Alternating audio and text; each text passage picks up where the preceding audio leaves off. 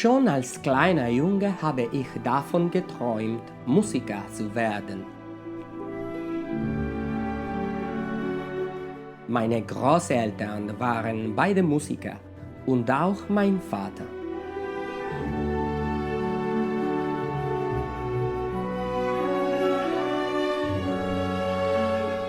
Ich bin in einer ziemlich musikalischen Umgebung aufgewachsen.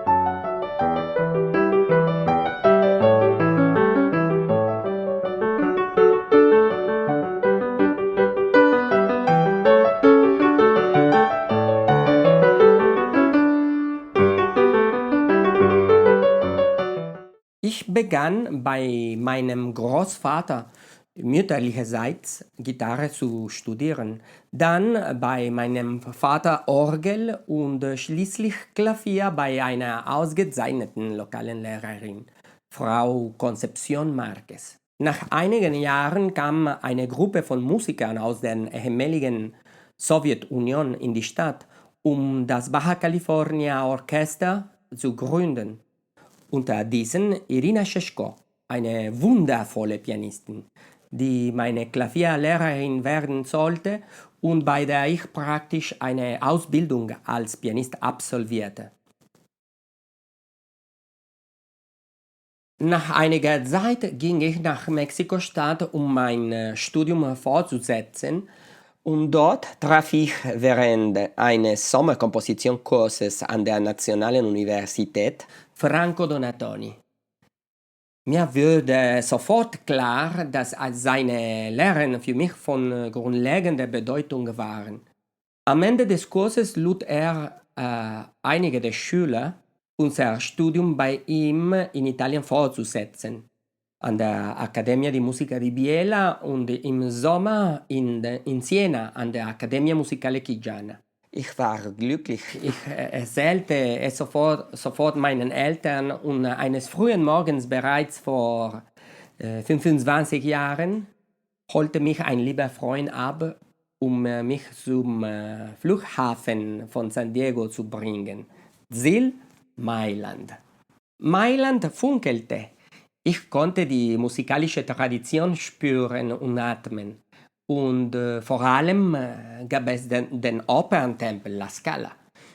Für einen Provinzjungen wie mich ist Erstaunen zu Bewusstsein geworden und es war unvermeidlich, dass eine starke Verbindung zwischen mir und diesem kulturreichen Land hergestellt würde, das mich sofort wie einen Sohn begrüßte. Ich habe die Zulassung zum Mailänder Konservatorium bestanden und die kommenden Jahre waren intensiv und wunderbar. Dank Marcello Sirotti, einem wunderbaren Cellisten, Mitglied des Orchesters del Teatro alla Scala, der zu dieser Zeit auch Schüler unserer Klasse am Konservatorium war, hatte unsere gesamte Klasse einen Pass ohne Ablaufdatum, um an allen Proben teilzunehmen. Von der ersten Lesung bis zur Generalprobe aller Opern und Symphoniekonzerte im Programm.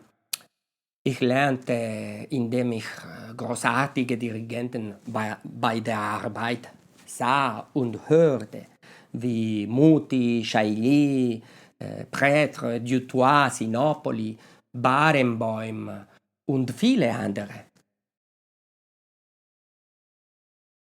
Ebenfalls im Konservatorium hatte ich einen Lehrer für Partiturlesung, der zu dieser Zeit auch der Chefdirigent der Nationaloper von Mexiko war.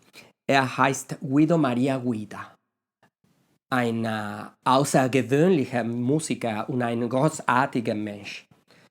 Er lud mich ein, als sein Assistent in Wagners Ring in Mexiko-Stadt zu arbeiten. Ich habe viel von ihm gelernt und wir haben eine wundervolle Freundschaft gepflegt, die bis heute andauert.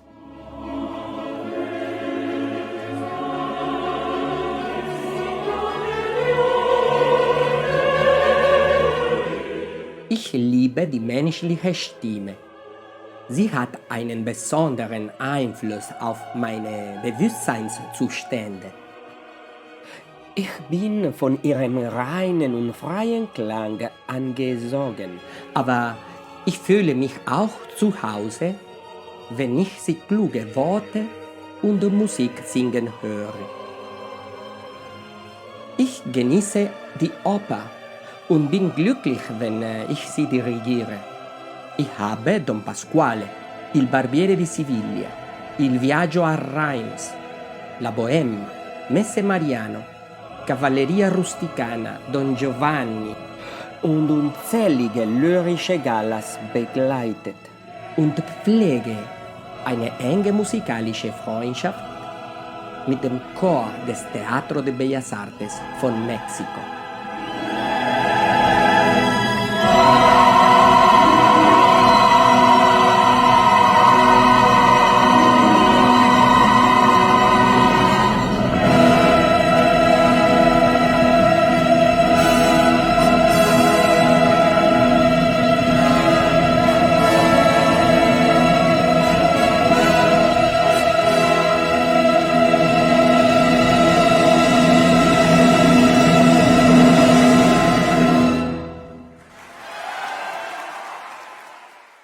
Meine Beziehung zu diesem Chor, die sich über mehr als 15 Jahre erstreckt, hat mich dazu angeregt, eine innere Welt des klanglichen Gleichgewichts, des Klangs und des harmonischen Reichtums zu entwickeln.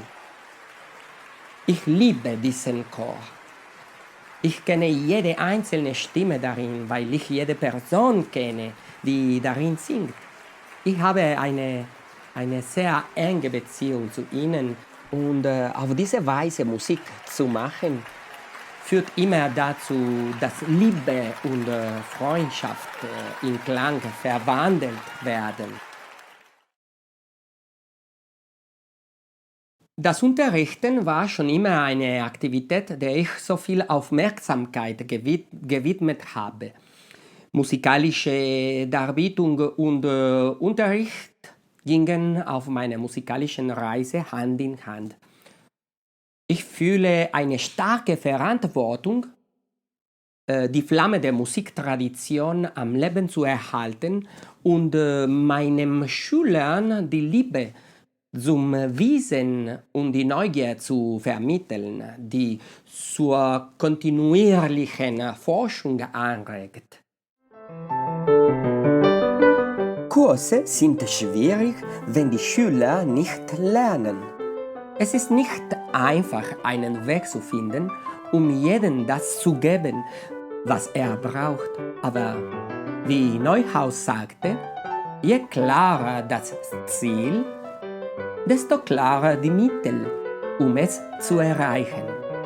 Was bestimmt wie? Mein Hauptanliegen ist es, gute Musikhandwerker auszubilden und ihr Gewissen zu stimulieren. Kunst wird ihrerseits nur in denen keimen, die in sich selbst durchhalten. Und das hängt nicht von einem externen Lehrer ab.